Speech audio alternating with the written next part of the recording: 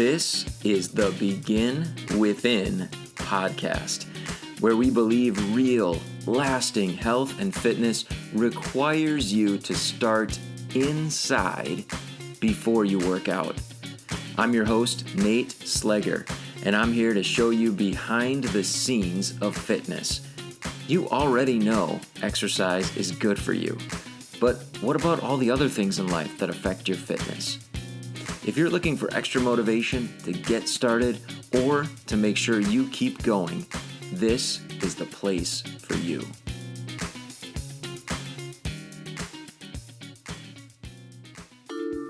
Produced by BeginWithin.fit. Improving health is about so much more than just losing weight. But I realize weight loss might be the goal that brought you here to the Begin Within podcast. That's why I wrote my latest book, 5 Ways to Stop Wrecking Weight Loss, to reveal the 5 areas that I see are most overlooked by the people that I work with who want to lose weight. Each one of the chapters in this free ebook describes that specific area that you need to focus on to improve your health and get great permanent results. And it also links back here to episodes of the podcast where we've had experts on the show talking about that specific area. So you can benefit from those previous episodes while you're learning about how to maximize the results that you're after. You can get your free copy of my ebook, 5 Ways to Stop Wrecking Weight Loss, by going to beginwithin.fit/ebook or going to the link in the show notes. Now is a great time to do a little multitasking while you're listening to the start of this episode. Head over to grab your free copy of my book, 5 Ways to Stop Wrecking Weight Loss. If you missed the URL, here it is again, beginwithin.fit/ebook. Or there is a link in the show notes for you. Grab your copy, and now let's get on with today's episode. My guest today is once again Teresa Herndon. She is a nurse practitioner, and she was back on episode 107 with us, talking about expert tips for healthy hormones. Today, we're focusing on something that we talk a lot about in the health world and as well in the fitness industry, whether it is someone who has goals just of improving health or specific goals regarding weight loss.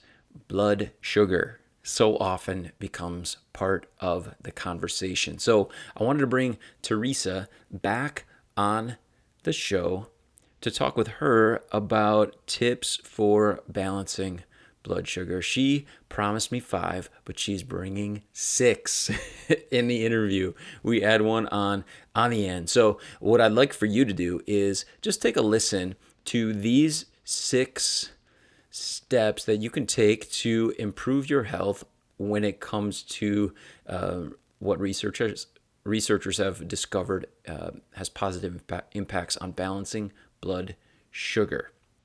Just give it a listen.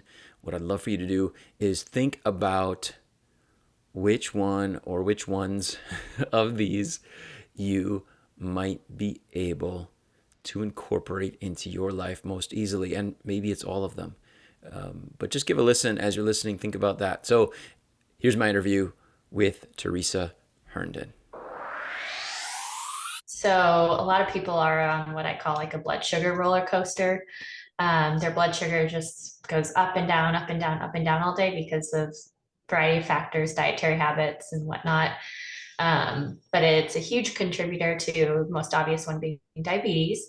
But like Alzheimer's disease is now called like type 3 diabetes because there's such a huge component of blood sugar balance that can contribute to that. Okay. It also has a huge role in things like obesity, PCOS, mental health struggles like depression and anxiety, period problems, migraines, headaches, so many different aspects that you wouldn't maybe think of at first glance.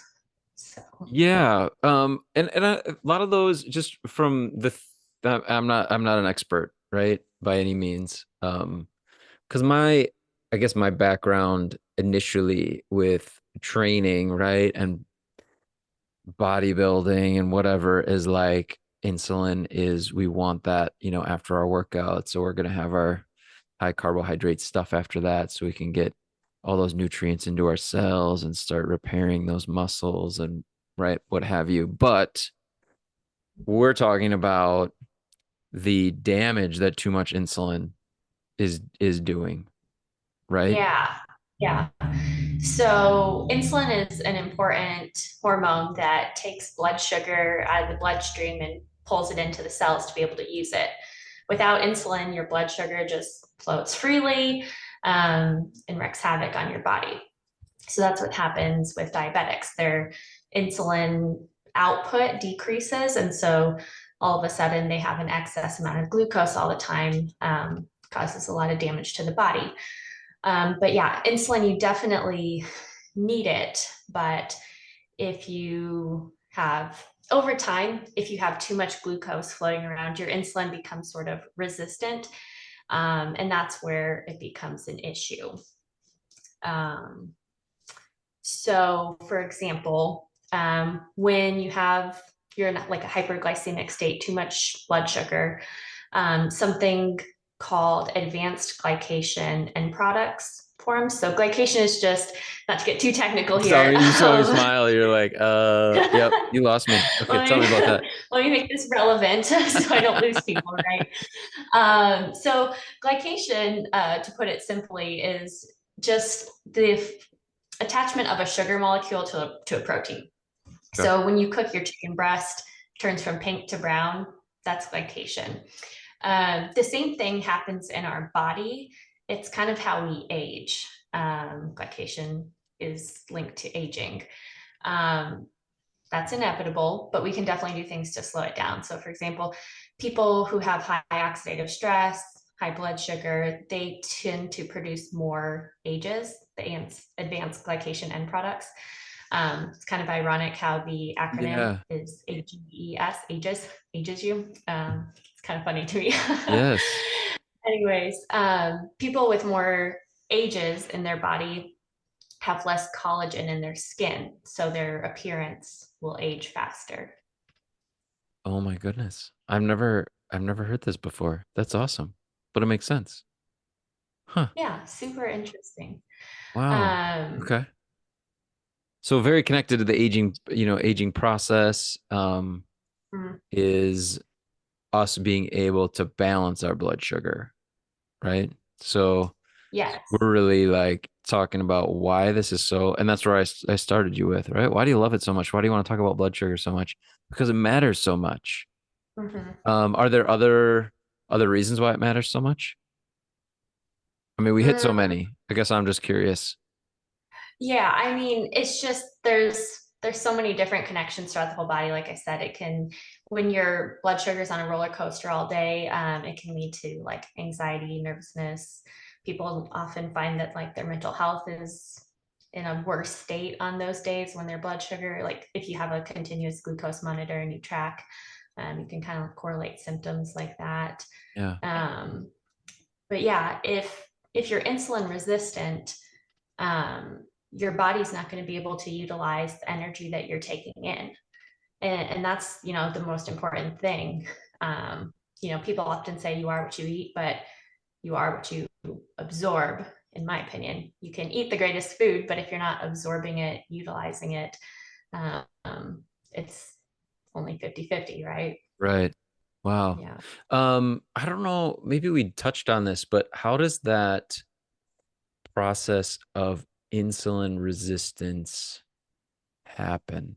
Right? So we're if someone's blood sugar is very high, perhaps by over, consuming a lot of carbohydrates, a lot of sugar, their blood sugar is very high, their body's producing insulin to store that away, get it out of the blood into the Mhm. cells.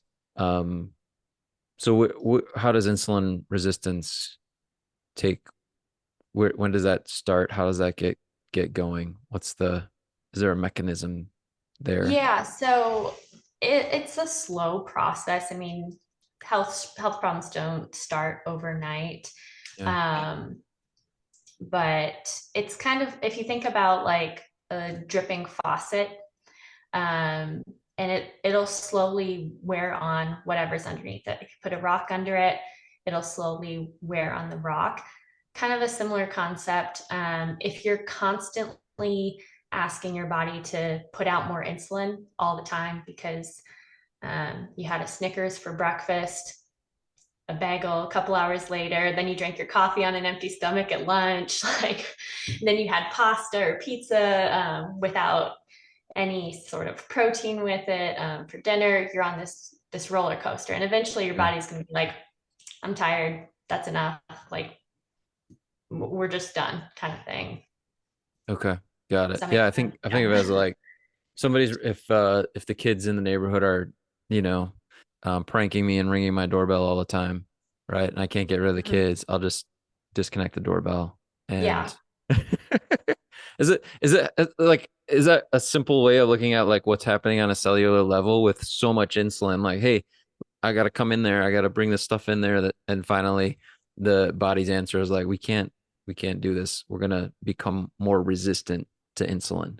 Yeah, no, that's a great way of putting it. It's like the feedback gets tired, it's too much stimulation all at Mm-hmm. once. So you have to shut it down somehow. So Yeah. Wow. yeah. It isn't that. I mean, this is now off topic, but I feel like so many of the, even the, the um, uh, diseases of society, even mental health, right? It's a lot of times it's that same mechanism. We find these ways to like overstimulate, and then the body's response is to tamp down on the receptors, and now we have to find ways to get even, stimulated even more in order to Yeah. get a response, or things aren't, we're not feeling right, things aren't working right. And Hmm. then of course over time we have these um you know metabolic diseases, these chronic situations that develop. Hmm. Man, okay, so that's why blood sugar is so important. You're going to share some ways to balance it. um Yes.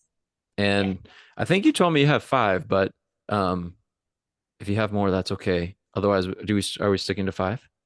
I have Teresa? five. You have five. Yeah. Okay, awesome. I've I tried love to it. keep it That's gonna simple. make a great title for this podcast. Five ways to Yeah. balance your blood sugar and why it matters. I love it. So Yeah. can we dig into them just one at a Yeah. time? Are these in Yeah. any particular order? Mm, not necessarily. Okay, Um, got it. they're all equally as important more than others, I guess. But I'll Okay, start with the one that I think is most important. okay, got it. So I say start your day right.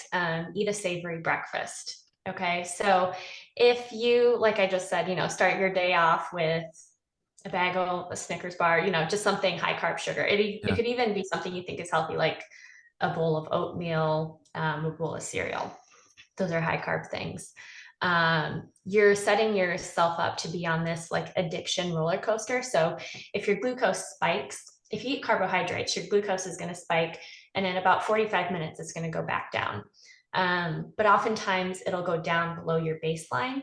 And that's where you get the cravings, the brain fog, and then you're looking for that next pleasure seeking food to give you that sense of energy again. okay, It's not really energy that it's giving you, though. It's just it increases the dopamine in your brain, gives you that feeling of pleasure. And then you go on that roller coaster all day. So if you start your day that way, that's usually how it's going to end up for the rest of the day. So start your day right. Try and aim for like 30 to 40 grams of protein with breakfast. And it doesn't have to be complicated. I mean, like an omelet with some veggies in it, perfect example. You've got protein, a little bit of fiber, healthy fats. It's a perfect way. nice. But it doesn't have to be eggs. You can eat or like last night's leftovers for dinner, chicken and broccoli or whatever you had. Yeah, yeah, Um, it could be like Greek yogurt with a couple scoops of protein powder mixed in, top it with berries and nuts. Um, doesn't have to be any elaborate meal, just start your day with protein. okay, nice. I love it. We love eggs here, so like it'll be Yeah. eggs for sure. Yeah. Me too. Um, but I also love you have last night's leftovers. Like one thing that I'm constantly doing is trying to help people get out of this like it's not a breakfast food like mentality because what are classified as breakfast foods are oftentimes not the foods Mhm. that are going to help your, balance your blood sugar, right? Yeah, yeah, exactly. Oh, If somebody's having a hard time giving up their bowl of oatmeal, their bagel, whatever it is, it's more important to just increase or incorporate protein alongside of that than to just yeah. eliminate the carb or the sugar altogether. It'd be great if you could, um, at least decrease the amount. But if you can't give up your, bowl of Mhm. oatmeal, put, some protein powder, some nut butter with it, some sort of fat or protein, and have, a couple eggs first or some Okay. protein first before you have the carbs. I like that. I'm always big on like adding in before we take away if it's like a Yeah. if Mm-hmm. it's a habit, a well-established part of Yeah. life already. Okay, awesome. Protein. So start the day, protein. Mm-hmm. Yeah. We're So going to that number two. leads me, yep, to the next one. So talking about adding in before you take away. So, something as simple as like the order in which you eat your meal can have a significant impact on your glucose. So, you can still have, your chocolate cake without having the glucose spike, right? Okay. So, this hack can decrease like the glucose spike of the meal by up to 75%. So, it's a Oh big one. my. Yeah. Um, so it is the order in what you eat, sorry, Yeah. matters. So you want to incorporate your fiber first. So Okay. that's your veggie, whatever it is. It can be a salad, it can be your broccoli, your Yep. asparagus, whatever you made for your meal. Eat that first. The reason being, the fiber from the vegetables kind of coats the stomach, the small intestines, and it slows the absorption of the glucose into the body. So your body breaks down the food that you eat, and then the glucose from that meal will be absorbed more slowly because there's that fiber barrier in the Okay. gut. Okay. And it'll also slow the rate at which your stomach empties your food or digests. It sounds like it could be a bad thing. It doesn't slow it like dramatically to the point where you're not going to digest. Slows it just enough to where you have like a steady rise in your glucose and a steady fall instead Okay. of like a sharp roller coaster up and down. And so that way you'll have steady energy from, the start of your meal to the time for lunch or dinner, your next one. Okay. Wow. All right. Awesome. I already do that, Teresa. Yeah.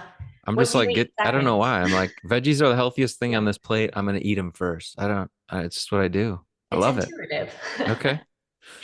Cool. Yeah. So the order you eat matters. Love it. Yeah. So fiber first, you want to do your proteins and fats second, and then save your carbs for last. Okay. Got it. So you're recommending dessert actually last. Sort of, No, I'm sort just of. kidding. I'm I'm saying teasing you. you can still eat your dessert. So in my house, we have dessert quite often, but I make healthier versions of Okay. the same thing, right? So make your chocolate chip cookies, but substitute them for almond flour, and you're getting a healthful food in Okay. without the sugary, carbohydrate flours. Yeah, and I suppose this as well if I don't know, I'm just thinking like if I go out to eat or I'm planning on, hey, this meal, this family meal or whatever, like we're having pizza or whatever, just making sure that we're not just having pizza. Like, oh, it's Mhm, pizza. Like everyone's gonna get full on pizza. It can be, let's have the salad first, and then I'll eat my pizza or having a side of veggies with it mhm. would have a lot more benefits than maybe even it seems. Yeah, yeah. So it's just about changing your mindset. You can still go out and have your pizza, but do the salad first or the veggie starter or whatever it is. Nice. Um, or like if you go to an Italian restaurant, they often give you the bread with the olive oil for dipping. Yeah. If you fill up on the bread first, you're just going to spike your glucose and set yourself up for excessive spikes and falls. So save the bread for Yeah. last, maybe take it home. Okay. Because if you eat your uh, veggies first, protein second, carbs last, you'll often end up eating less Mm, carbs because you'll be full already. And that's not like the intention, it's just kind of right. this side effect of Side it. effect. Awesome. Yeah. Cool. Yeah. And yeah, I think so often like the free stuff that they give you when you go out, like it's always that, right? It's always Uh-huh. going to be a carbohydrate, something you're just going to spike that glucose with Yeah. right away. Okay. Got it. Next one. So number three, do some sort of activity for at least 10 minutes within 90 minutes of your meal ending. Okay. Nice. So why that's important, around the 90-minute mark is when your glucose is going to reach its peak from whatever you just ate. So if you do something like walking around the neighborhood, sweeping the floors, vacuuming your living room, picking up around the house, folding some laundry, just doesn't have to be, a workout, just light activity. That can decrease the spike significantly. Nice. Yeah. So, I mean, you could even stand, watch your favorite show on Netflix and just do cat phrases for 10 minutes in front of the TV. Doesn't have to be Something. anything crazy. But, using that calf muscle kind of mimics walking a little bit. Okay. So that's an easy way to do it. A lot of times people sit down after dinner, they want to watch a show, relax, had a long day at work or whatever. I Yeah. totally understand that. But doesn't have to be anything crazy, just 10 minutes of activity. Okay. Got it. No, I love it. Yeah. Yeah, our dog always gets wild after dinner. He always wants to like play. So we're like chasing him around and Yeah. yeah, that's good. Okay. Yeah. Awesome. We're building this stuff in. Okay. What's next? Okay. So number four, I guess, is what we're on. Yeah. Um, this one might seem a little different, but it's incorporating some sort of vinegar Ah, um, before your largest meal of the day. So you can be hardcore like me and just take a shot of vinegar before you eat dinner, but vinegar has a repulsive smell to a lot of people. Totally get that. So you can make some sort of like a vinegar mocktail or some sort of a drink, lemon with apple cider vinegar and some stevia to sweeten it. It could even be like vinegar in a salad dressing. But the reason behind it is the acetic acid in vinegar can lower the glucose spike of a meal by up to 30%. okay. Mm-hmm. Wow. All right. Awesome. So you just take a straight up shot. Yeah, just dilute it with some water and take it like a shot. But that's kind of hardcore. Got it. No, I think that's great. So is it like apple cider vinegar, any vinegar? Any Um, vinegar works. okay. Whatever you can do, like a white wine vinegar, rice vinegar, white vinegar, Okay. whichever one. You just want to avoid like the aged balsamic vinegar glazes. Okay. That's just a sugary syrup, because Makes it's been sense. cooked down at some point. But any type of vinegar works. The easiest thing to do is just dilute a tablespoon of it in a cup of water, add some sweetener like stevia, because that won't affect your glucose or your insulin levels, and maybe a little lemon juice for flavor or something. Okay. Nice. Yeah. Nice. Okay. Great. That surprised me. I was Yeah. like, all right, one, two, three, I get it. All right, number four. Shocker. Vinegar. All right, cool. What's number five? Yeah, so number five is more of just a general guideline rather than a specific thing to implement. But when it comes to sweet and starchy things, just choose wisely. So if you're gonna have like a fruit juice, for example, pair it with a meal and have it last. Or try and drink like a blended fruit and vegetable drink, for example. Or if you're going to have fruit, try to opt for more lower glycemic fruit like berries, avocados, citrus fruits. And again, doesn't mean you can't have those sweeter ones like pineapple and mango and whatnot, but try and pair it at the end of a meal and treat it like it's dessert rather. Um, and then I actually just came up with a sixth one, so I'm going to add All that in right. sort I of. had a feeling. I just knew it when you sent me that a while back. 5 ways of. I'm like, but I bet you have more than five now. You Okay, what can do you still got? say five. I can just incorporate this into Yeah. little tricks and tips, but um, and then be wary of packaged foods. So Oh, yeah. anything that comes in a box is going to be more processed and higher in refined carbohydrates. So again, treat those to the end of your meal or try to avoid them as much as possible. Even gluten-free ones can spike your glucose actually more than gluten-containing carbohydrates, just because of what they're made of and how they're processed. So gluten-free isn't always necessarily better when it comes to packaged things when we're looking at your glucose Okay. specifically. Got it. Mhm. Makes Um, sense. yeah. And then number six, my last one that I'm throwing in here, is incorporating cinnamon into your diet. Okay. So cinnamon is pretty well known, at least in the health space, for having a stabilizing effect on your blood sugar. So just incorporating it into one thing every day. You can sprinkle it in your coffee, into a smoothie, on your toast. You can put it in marinara sauce. It's actually complements the flavors quite well. So Hmm. kind of creative there.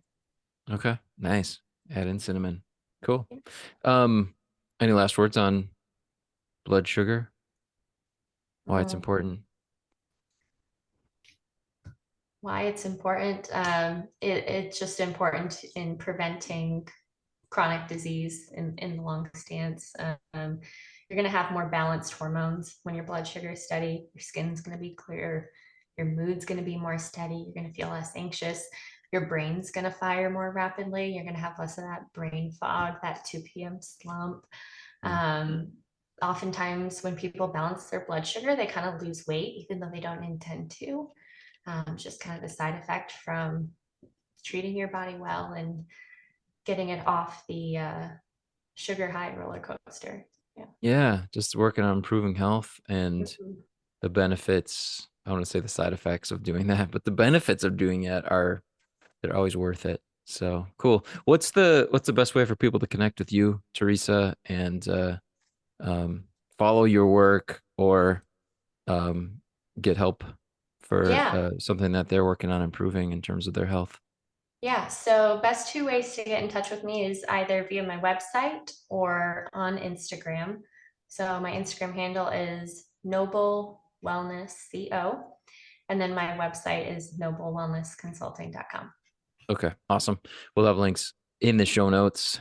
Teresa Herndon, thanks so much for being back here on the Begin Yes, it was Within Health great to be show. back on the show. Awesome. Great to have Teresa back on the show. Links are in the show notes for you to be able to connect with her, follow her work, or reach out to her to get some extra support. Now, like I mentioned at the outset, if you liked what you heard, you want to dig a little bit deeper into some of Teresa Herndon's knowledge, jump over to episode 107, where we talked about hormone health. So, very interesting discussion, way above the things that I'm very familiar with. She shares so much. So, very practical stuff today, though, right? Things that we can begin immediately to incorporate into life in order to do a better job of balancing blood sugar. That is, to remove the big peaks and valleys that seem to be part of the standard American lifestyle right now, anyway, right? The big peaks and valleys that aren't good for us long term, really not good for us short term either. And the result of, activity levels as well as, of course, choices when it comes to nutrition. So, my question again to you is which of those are you able to incorporate into life right now? Which one will you try and see what happens? It was interesting as I was listening, and some maybe I heard along the way. Some is just maybe some intuitive decision making. so many of the things that we talked about are already a part of our kind of just daily routine, just the way we do things. I'm typically I like to save the food that I enjoy the most. I like to save it for last. So typically, what that means is I'm eating my veggies first.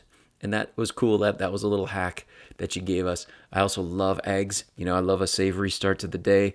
And having a dog and being in a neighborhood where we can get outside and take a walk on a regular basis, so often within 90 minutes of eating, we're taking them out. We're going out for a walk, even if it's a short one, short stroll. So there's definitely some easy ways to just incorporate this into the routine that already exists. As I was listening, maybe the big piece for a lot of people, and this is people that I'm talking to on a daily basis, doing nutrition coaching, working with the clients that are part of our network, part of our community, is having a routine in the first place can be a challenge. So perhaps that's the place to start. So many of the things that Teresa mentioned are all based off of what the routine already is, right? If you've got some veggies on the plate, eat them first. Well, you got to have veggies on the plate to begin with. You got to have veggies in the house to begin with in order to take that step. Or getting some activity in after the meal. Well, when does a meal happen? And what's around it that might allow you to get just some movement in, real easy, basic movement in afterward, right? I know there's definitely a time for us where dinner, and it still happens sometimes, don't get me wrong, where dinner happens so late at night that it's basically like, hey, there's nothing left but to end the day. We got to go to bed. It's getting late.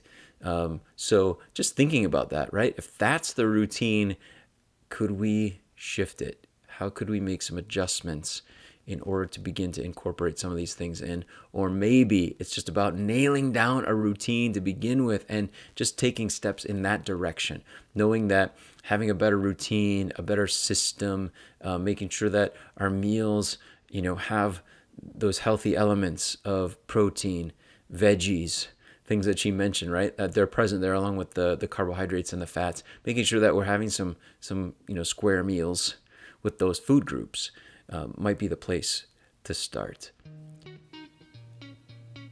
Thanks again so much for being here with me on the Begin Within Health Show. It is such an honor to be able to spend a little bit of time with you and share insights from these experts with you. So I just want to give you my thanks and my appreciation, and ask if you haven't done so already, if you wouldn't mind, please leave a rating and review of the show in your podcast player so that others can find it. And if you would just take one extra step, just share this episode with someone that you know would appreciate it. Thanks so much. I'll talk with you again soon here on the Begin Within Health Show.